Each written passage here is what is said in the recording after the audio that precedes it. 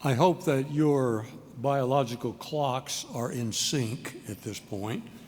I think mine are. I'm not for sure if it's closer to 10:30 or 9:30 or 8:30, but it's one of those 30s, I believe. And even though we adults might understand that time has changed, did you know children get hungry at the same time they did yesterday? And they can get a little, well, we can get restless and hungry at the same time as yesterday. It's Time Change Sunday, and as Rachel has already indicated, the good Lord has a lot to say about the gift of time in Holy Scripture.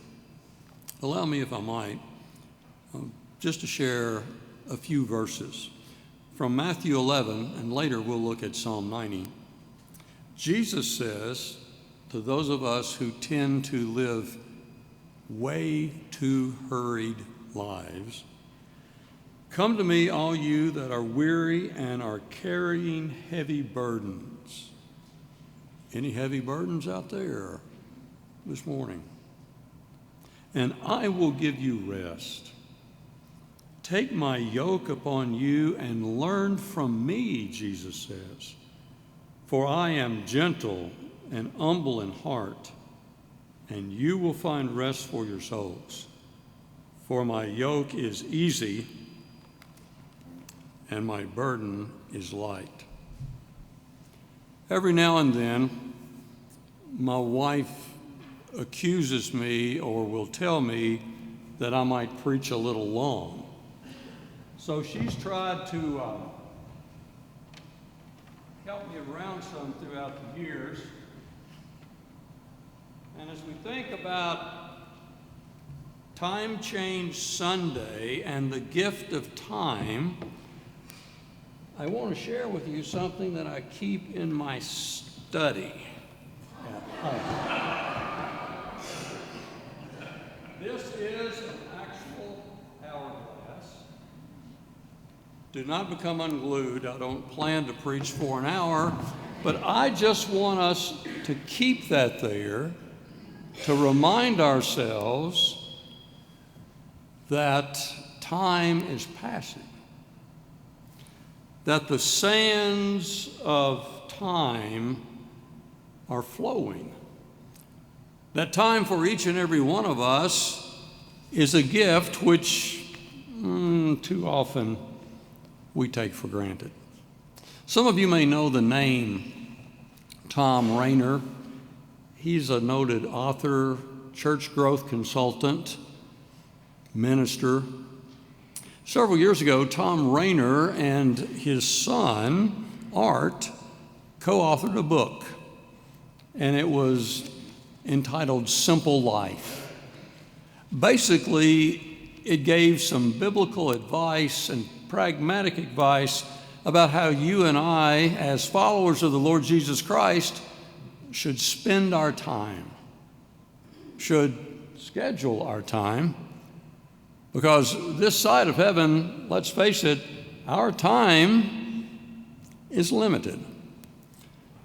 In preparation for writing the book with his dad, Art had a very different research methodology.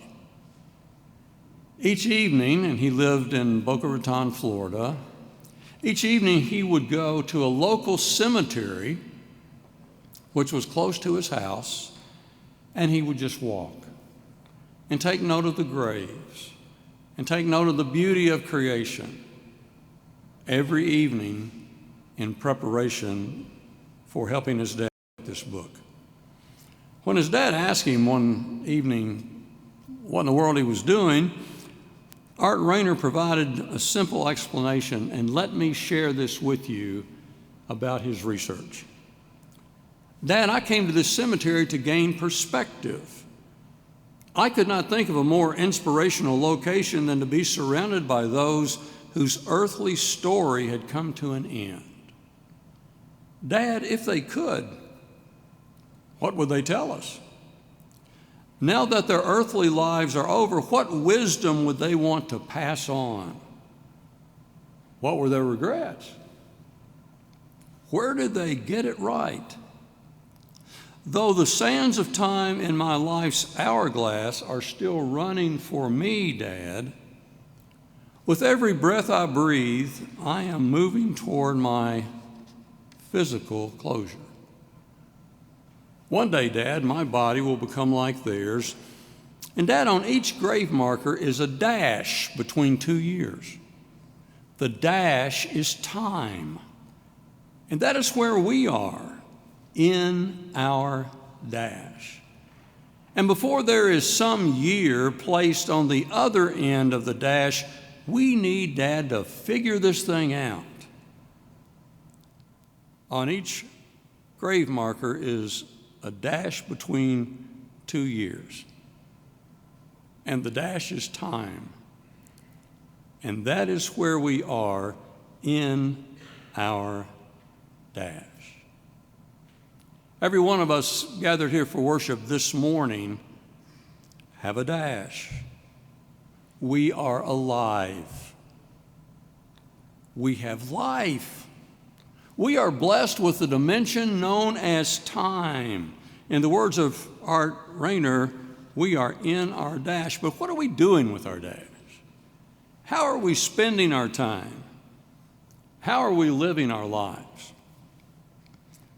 My maternal grandfather, Calvin Long, was a caretaker and manager of the Sunset Memorial Garden Cemetery between Versailles, Kentucky and Frankfort, Kentucky. My grandmother assisted him, especially in the selling of plots to individuals, but they worked there at the cemetery. They also lived in a big white 2-story farmhouse right adjacent to the cemetery. Guess where us grandkids played? In the cemetery. Never bothered us. There were 8 of us, not one bit. It was a great venue for games of hide and seek. You could hide so much out there, your grandparents would never find you, but when we got hungry, we would still go back to their house. It was a great place for tag. It was a great place just to be. And we grew up with the perspective that cemeteries did not have to be these horrible things, but especially for those who knew God and Jesus Christ, it could remind us that there is life beyond this life. So there we are, the cemetery, Sunset Memorial Gardens, it's still there. My grandparents are buried there. My mother and dad are buried there. I have aunts and uncles. I have first cousins now buried there. I have conducted many funeral graveside services there. But we kids would have all kind of games out there. Besides hide and seek and tag, there was this one game we really liked to play. It was called reading the names and dates of the grave markers. So we would go out and we'd have a contest to see who could find the person that was buried there who had lived the longest on this earth. 8 of us scattered out. And somebody would say, I've got it. This person was born in 1900, lived until 1985. Wow, long life upon this earth. But somebody else would say, no, I've got that beat.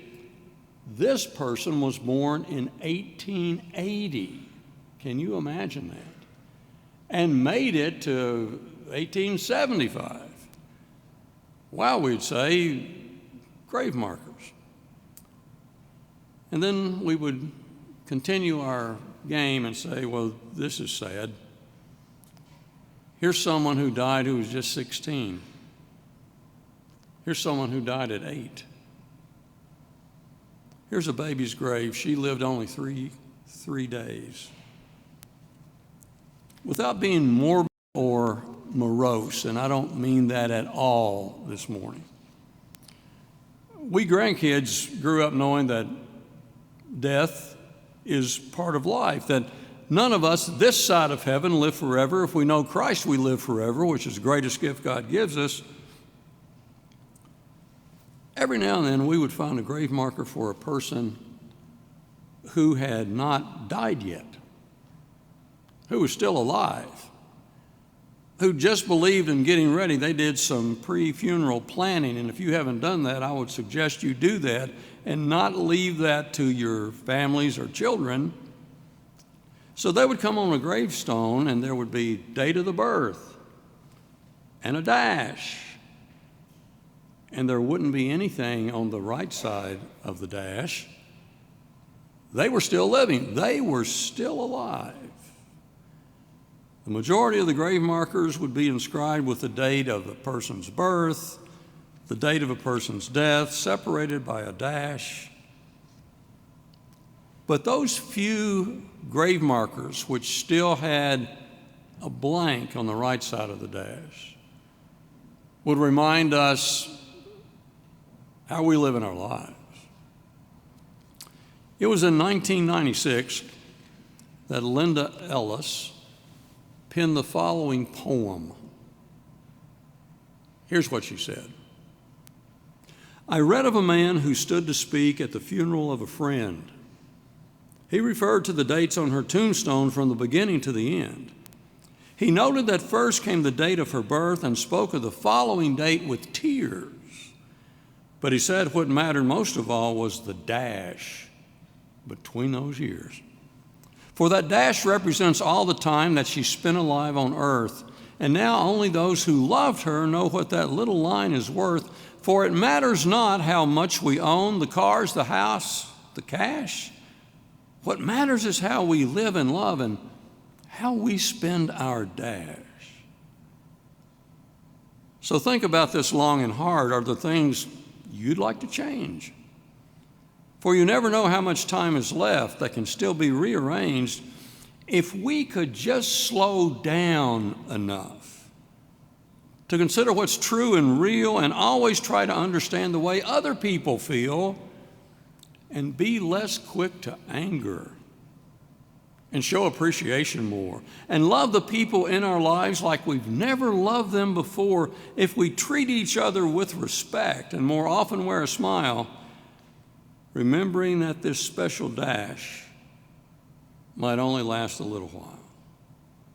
So, when your eulogy is being read, with your life's actions to rehash, would you be proud of the things they would say about how you spent your dash?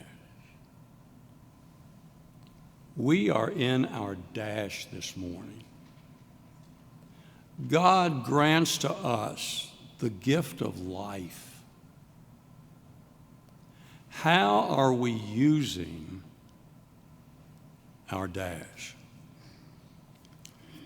Well, you might think, Bob, this is pretty tough. Why the dash sermon this morning? Well, it's Time Change Sunday.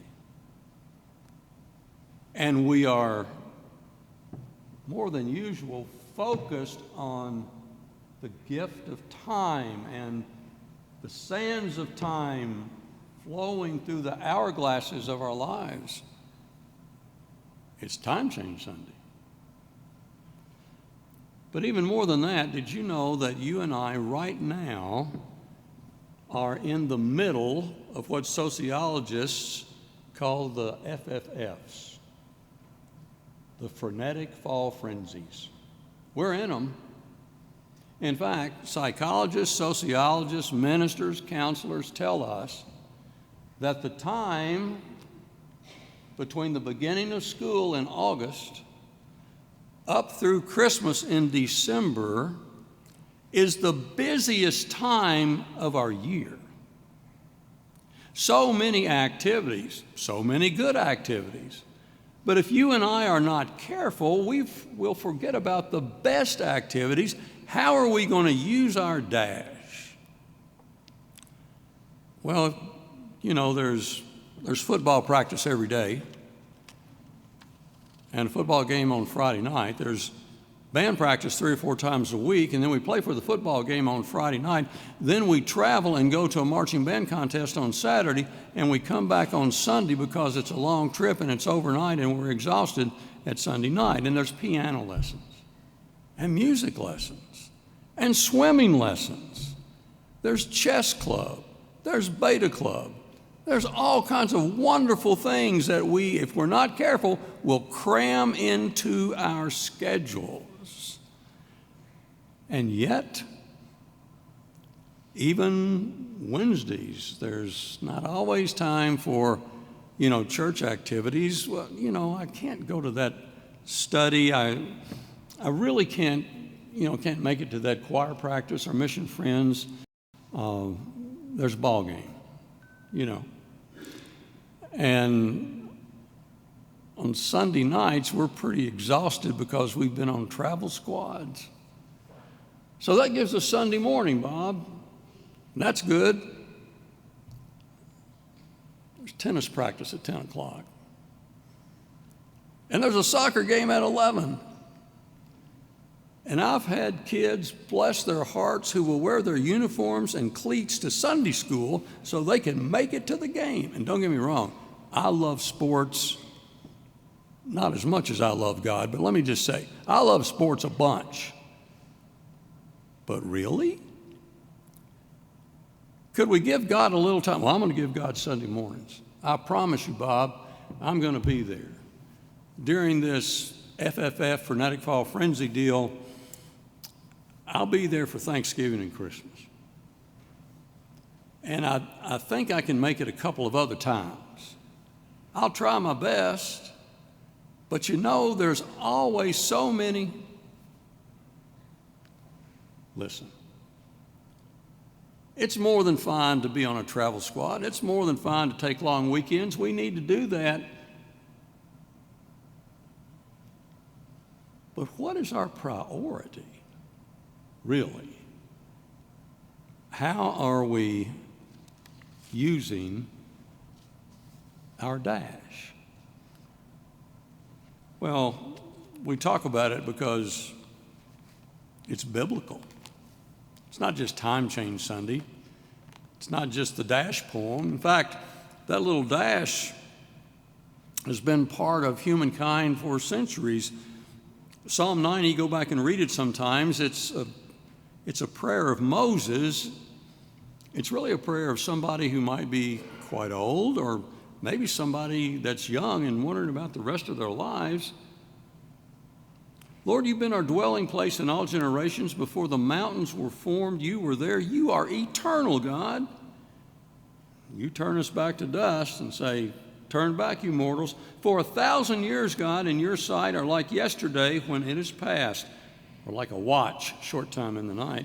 You sweep them away. They are like a dream, like grass that is renewed in the morning. In the morning it flourishes and is renewed. In the evening it fades and withers.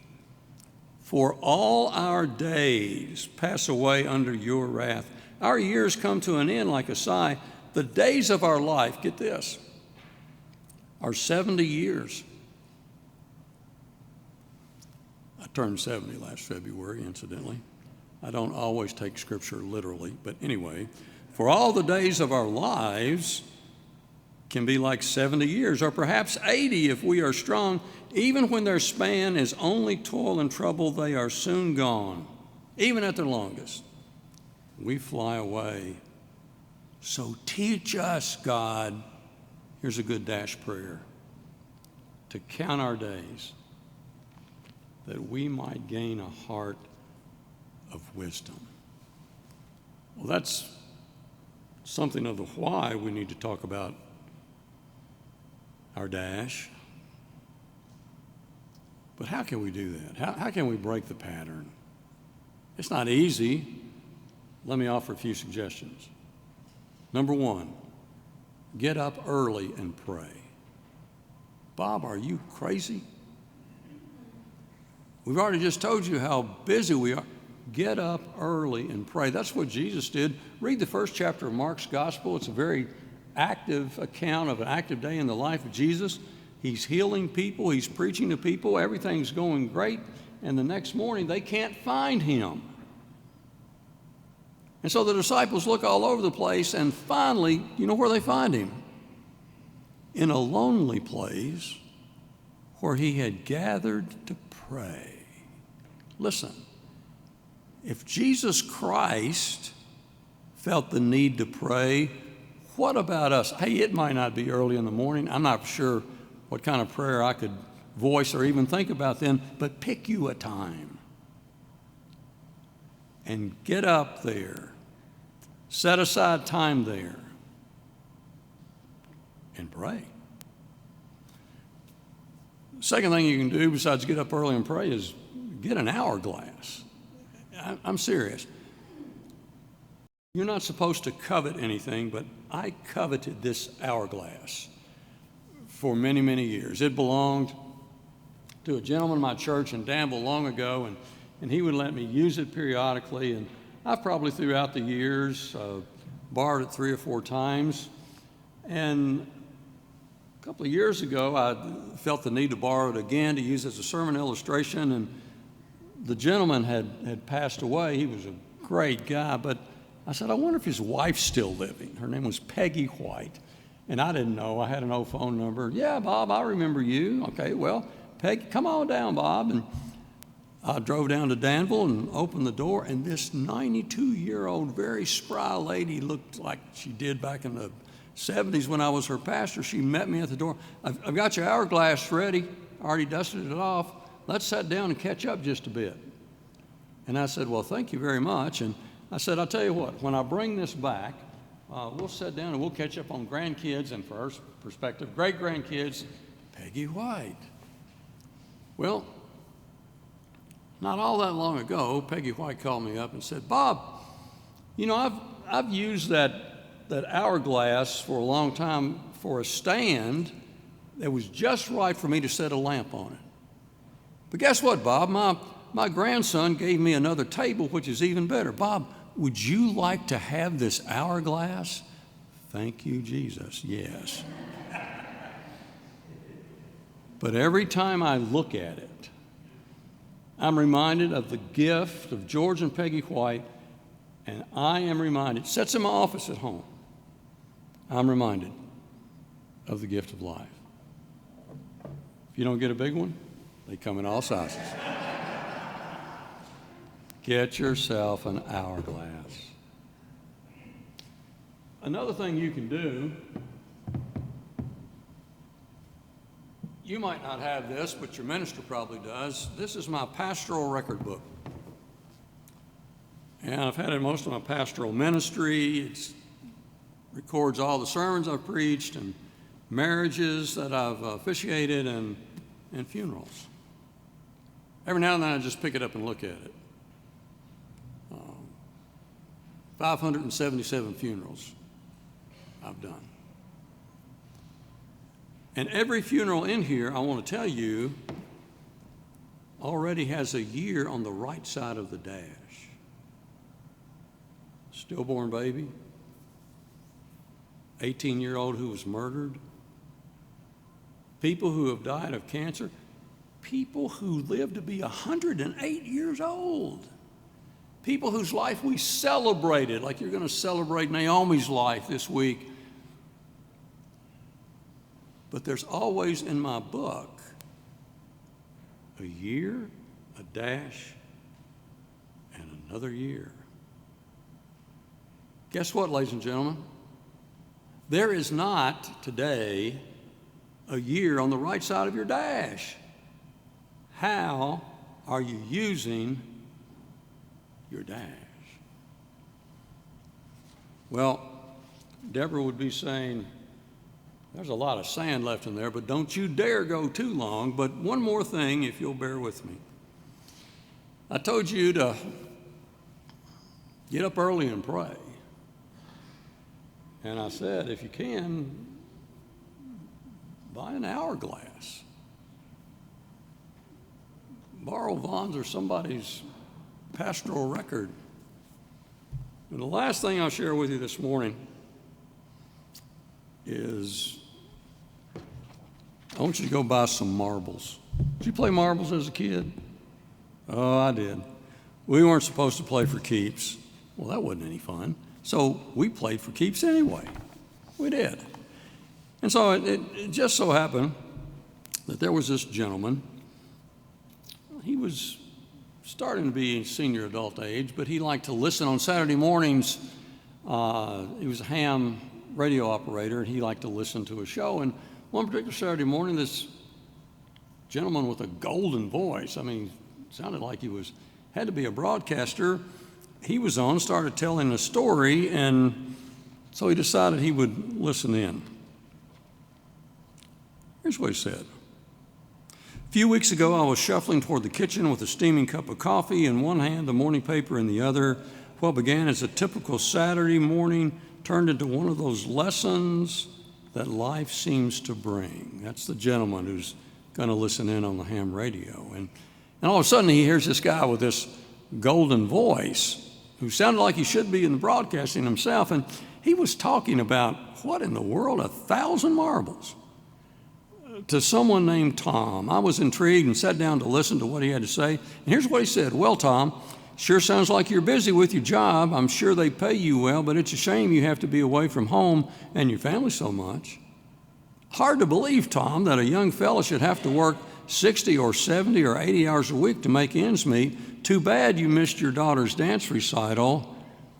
Let me tell you something, Tom, something that has helped me keep a good perspective on my own priorities. And that's when he began to explain the theory of the 1,000 marbles. You see, I sat down one day, I did a little arithmetic. The average person lives about 75 years. I know some more, some less, some a whole lot more, but on average about 75 years. Now then, I multiplied 75 times 52, and I came up with 3,900, which is the number of Saturdays that the average person gets in their life. Now stick with me, Tom, I'm about finished here. I'm getting the most important part. It took me until I was 55 years old to think about all of this in any detail.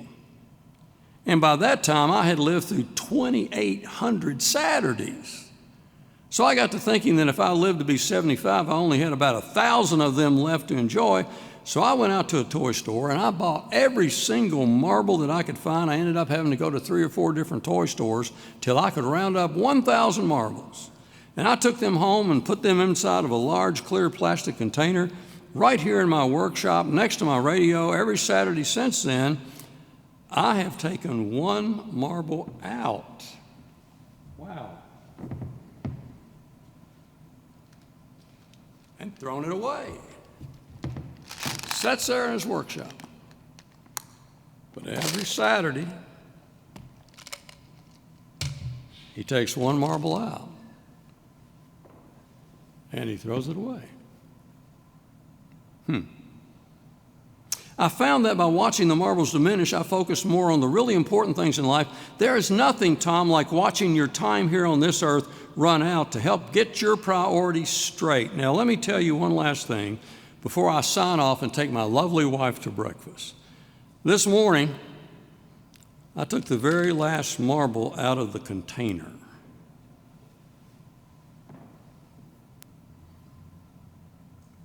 And I figured that if I was given another Saturday, God was just giving me some extra time. It was nice to talk to you, Tom. I hope you spend more time with your loved ones, and I hope to meet you someday. Have a good morning. Well, you could have heard a pin drop when he finished. Even the show's moderator didn't have anything to say for a few moments. I guess this guy gave us all a lot to think about. I had planned to do some work that morning, then go to the gym. Instead, I went upstairs and woke my wife up with a kiss and said, "Come on, honey. I'm taking you and the kids to breakfast." "What brought that on?" she asked. "Oh, nothing special," he said. "It's just been a long time since we spent a Saturday together with the kids. Hey, can we stop at a toy store while we're out? I need to buy some marbles." The marbles are diminishing. The sands in the hourglass are flowing. The days, weeks, months, and years are passing. Funerals are still happening. How are you using your dash?